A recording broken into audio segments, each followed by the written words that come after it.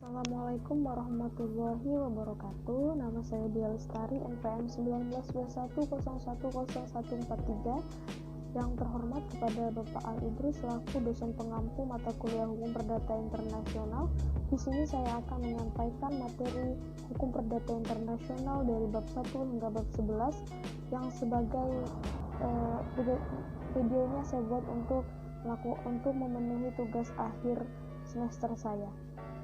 Materi yang pertama yaitu materi pengertian hukum antara hukum. Definisi hukum perdata internasional. Hukum perdata internasional atau yang sering disingkat HPI adalah hukum nasional, bukan internasional. Perkataan internasional pada HPI jangan dipandang bahwa HPI bersumber dari hukum internasional. Sifat internasionalnya adalah karena HPI mengatur masalah keperdataan dalam masyarakat yang di dalam hubungan itu mengandung unsur-unsur asing. Yang selanjutnya yaitu istilah dan penyebutan hukum perdata internasional. Di Indonesia oleh Profesor Gio Xiong atau Profesor Gautama dipergunakan istilah hukum antar tata hukum atau yang sering disebut hatah, yaitu di mana beberapa sistem hukum bertemu dengan posisi atau kedudukan yang sama atau yang sering disebut azas equality. Cabang-cabang dari hatah intern pluralisme sistem hukum terdiri dari hukum antar waktu atau HAM dalam praktek ditemukan dalam aturan peralihan hatah ekstern, yaitu hukum perdata internasional adanya unsur asing. Yang selanjutnya yaitu hubungan antara hukum nasional dengan hukum internasional. Yang A, pengertian hukum nasional. Hukum nasional adalah hukum yang berlaku dalam suatu negara tertentu. Hukum nasional Indonesia merupakan campuran dari sistem hukum Eropa, hukum agama, dan hukum adat.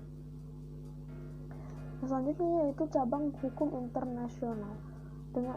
Dengan hukum nasional, hukum internasional dan hukum nasional merupakan dua bagian daripada satu kesatuan yang lebih besar, yaitu hukum yang mengatur kehidupan manusia. Akibat daripada pandangan hemonisme ini adalah bahwa antara dua perangkat ketentuan hukum ini mungkin ada hubungan hierarki. Untuk yang bab 2 yaitu dengan judul titik-titik pertalian. Titik-titik pertalian primer atau TPP ialah hal-hal yang keadaan-keadaan yang melahirkan atau menciptakan hubungan HPI. Titik-titik pertalian primer inilah yang melahirkan hubungan-hubungan HPI. Jika tidak ada titik pertalian primer, maka hubungan hukum yang bersangkutan tidak merupakan hukum perdata internasional, melainkan hubungan intern belaka. Yang selanjutnya yaitu titik pertalian primer untuk hak. Golongan rakyat yang menentukan status dari para pihak, para subjek hukum. Yang selanjutnya titik pertalian primer untuk HPI. Kewarganegaraan contohnya, seorang WNI menikah dengan warga negara asing asal Prancis dan warga negara RRC melangsungkan kontrak kerja dengan seorang WNI. Yang selanjutnya contoh bendera kapal titik pertalian primer untuk HPI. Misalnya kapal bendera Panama, penumpangnya turut berlayar di kapal adalah WNI. Kapal itu juga berlayar di perairan Indonesia. Yang selanjutnya yaitu tanah sebagai titik pertalian primer untuk hukum antar golongan peranan. Tanah sebagai TPP hanya berlaku sebelum berlakunya UPA tahun 1960. Setelah itu ada unifikasi hukum tanah yang diusahakan pemerintah. Yang selanjutnya domisili merupakan titik pertalian yang didasarkan kepada prinsip teritorial. Tempat kediaman atau residence. Tempat ini adalah sehari-hari yang bersangkutan dianggap mempunyai kediaman. Yang selanjutnya yaitu tempat kedudukan. Tempat kedudukan penting untuk suatu badan hukum karena dapat menimbulkan persoalan HPI. Yang materi yang ketiga yaitu prinsip kewarganegaraan dan prinsip domisili. Negara-negara dengan prinsip nasionalisme memiliki 3 unsur: memiliki wilayah tertentu, memiliki organisasi, memiliki suatu kelompok anggota tertentu. Berikut adalah negara-negara dengan prinsip domisili. Konsep domisili dalam common law system dibedakan menjadi 3, Yang pertama yaitu domicile of origin, yaitu tempat kediaman permanen seseorang karena kelahiran orang itu di tempat tertentu. Yang kedua yaitu domicile of dependence, yaitu tempat kediaman permanen seseorang karena ketergantungannya kepada orang lain. Yang ketiga yaitu domicile of choice, yaitu tempat kediaman permanen seseorang yang dibuktikan dari fakta kehadiran seseorang di tempat tertentu. Yang ketiga, tidak ada prinsip yang a priori lebih baik karena masing-masing sistem mempunyai keuntungan-keuntungan dan kerugian-kerugian. Yang keempat, kecondongan negara-negara Eropa kontinental terhadap negara-negara Anglo-Sakson. Titik taut dalam HPI, negara-negara Anglo-Sakson lebih mengedepankan segi teritorial daripada hukum. Yang kelima, teritorialitas terhadap personalitas daripada hukum. Semua orang yang berada dalam wilayah suatu negara dianggap takluk di bawah hukum negara tersebut.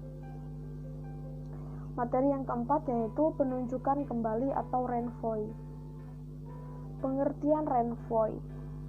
Renvoi adalah penunjukan kembali kepada hukum yang semula menunjukkan sebagai hukum yang baru ditetapkan.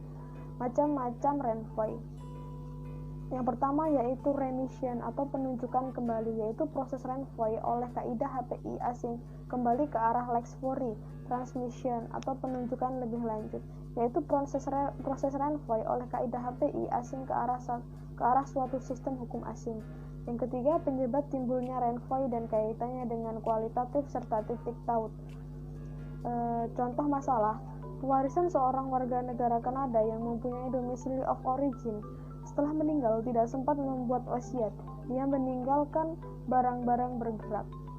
Masalah timbul pembagian warisan di pengadilan. Yang selanjutnya contoh kasus renvoi. One the Forgo Case 1879.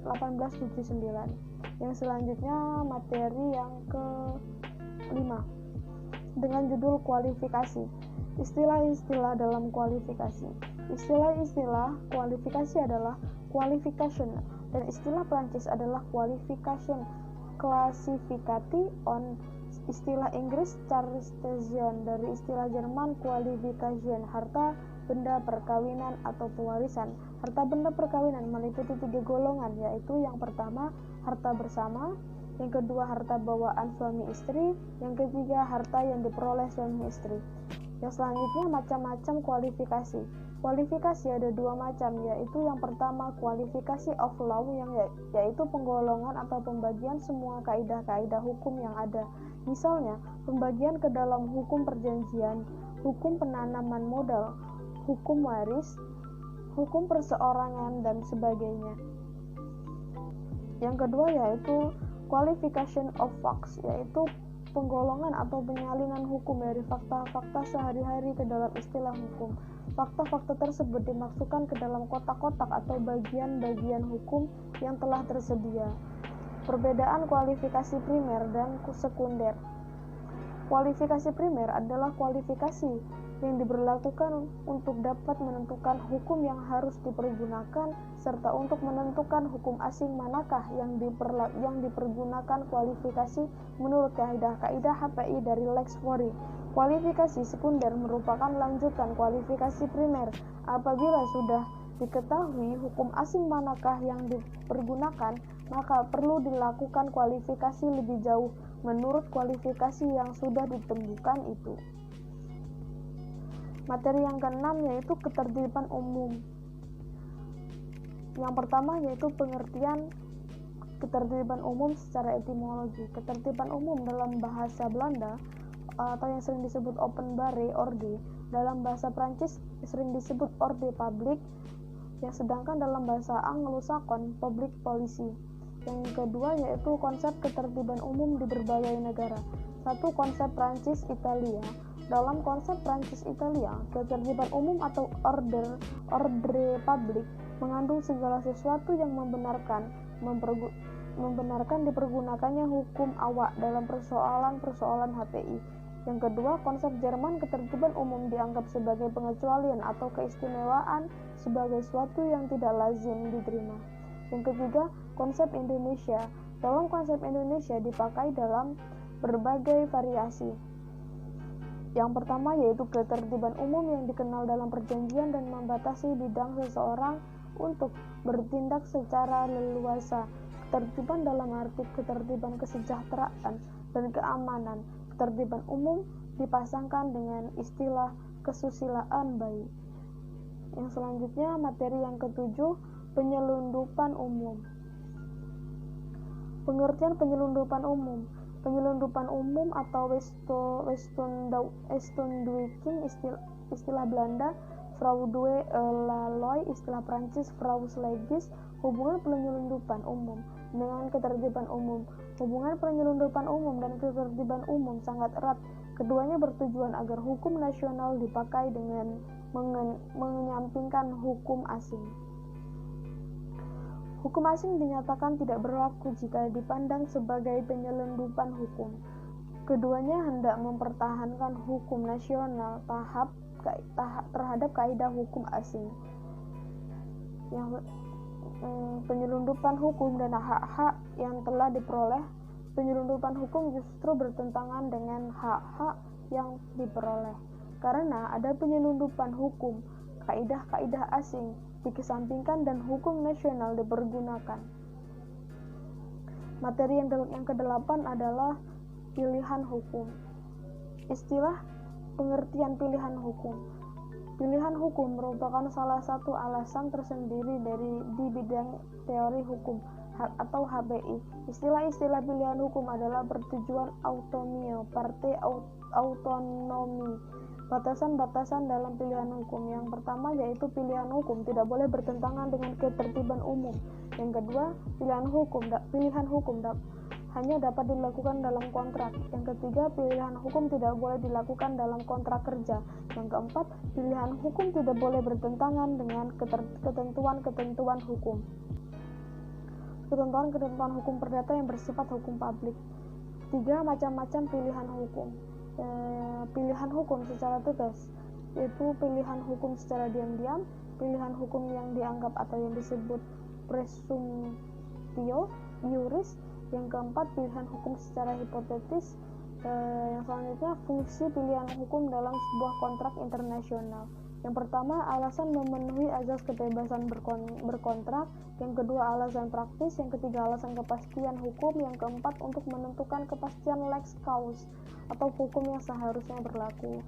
Yang kelima, teori dalam pilihan hukum. Teori lex loci contractus. Hukum yang berlaku adalah hukum tempat di mana kontrak itu dibuat. Yang kedua yaitu teori lex loci solution, yaitu pilihan hukum ditentukan dari tempat di mana kontrak tersebut dilaksanakan. Untuk materi yang ke-9 dengan judul hak-hak yang telah diperoleh.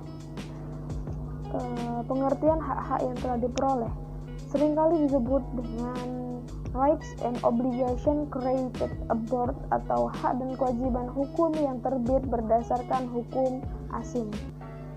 Hubungan dengan ketertiban umum. Prinsip hak-hak yang telah diperoleh dapat dipergunakan untuk memperbaiki atau memperlambat pelaksanaan ketertiban umum.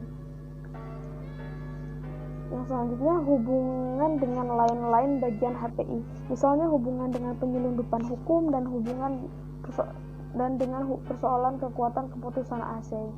Perkembangan di negara-negara Anglo-Sakson. Di negara ini diperkembangkan ajaran tentang hak-hak yang telah diperoleh, hak-hak yang telah diakui, di luar negeri diakui. Yang selanjutnya, perkembangan di negara Dirlen van Brickell menyatakan bahwa harus diadakan pengakuan hak-hak yang telah tercipta di luar negeri ini. Yang selanjutnya yaitu perkembangan di Indonesia dalam ketentuan pasal 16AB JO pasal 3AB yang menganut prinsip nasionalitas. Menurut Wijono Pradipkoro dapat dilihat adanya unsur-unsur kelanjutan keadaan. Pendirian kami, hak-hak yang telah diperoleh tidak dianggap sebagai fenomen secara dogmatis dari seluruh bangunan HPI. Cukup kita melihatnya hanya untuk dipergunakan sebagai pembantu dalam menentukan hukum.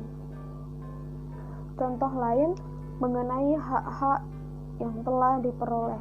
Badan-badan hukum yang tak dikenal, wasiat baru yang merugikan perubahan letaknya, benda bergerak Yang selanjutnya materi yang ke-10 yaitu persoalan pendahuluan. Pengertian persoalan pendahuluan. Persoalan pendahuluan atau masalah dalam HPI sebuah perkara yang harus dipecahkan dan atau ditetapkan terlebih dahulu sebelum putusan terhadap masalah HPI yang menjadi pokok perkara dapat ditetapkan oleh hukum. Cara-cara penyelesaian. Yang pertama, absorption, yaitu dicari yang ditetapkan melalui penetapan HPI. Repartition, di mana hakim harus menetapkan lex causa untuk masalah pendahuluan. Yang keempat, pendekatan kasus demi kasus, yaitu mencari lex causae yang menyelesaikan persoalan pendahuluan yang menyelesaikan masalah pokok. Hukum yang dipakai untuk persoalan pendahuluan yaitu lex causurda, melicior, lex fori, lex foristes, repe, kegau, dan casuistis Almeria Luisis Lucas. Materi yang ke-11 yaitu penyesuaian. Pengertian penyesuaian. Penyesuaian adalah suatu kegiatan yang meliputi suatu pengertian hukum asing ke dalam pengertian hukum atau terminologi hukum sendiri. Contoh-contoh penyesuaian. Akte autentik terdiri dari bentuk surat wasiat, surat kuasa untuk meletakkan hipotek, dan surat kuasa mengangkat sumpah di India Adoption Trust. Sekian dari saya akhiri. Wassalamualaikum warahmatullahi wabarakatuh.